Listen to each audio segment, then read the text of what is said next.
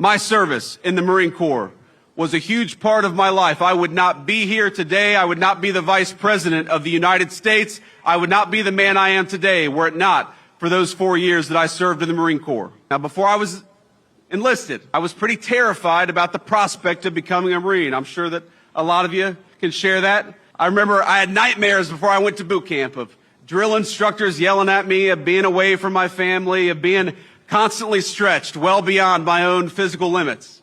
It's daunting stuff, as all of you know.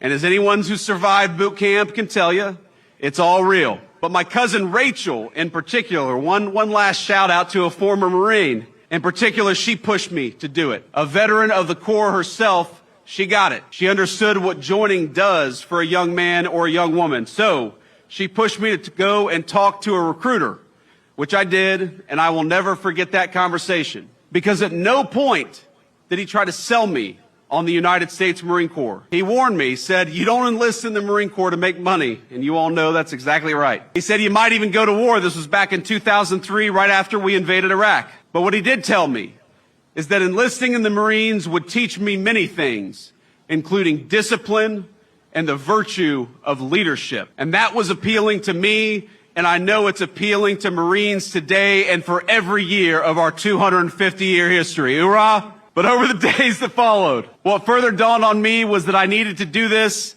not just for me, but for the nation. My country needed me just as sure as the country needs each and every one of you today.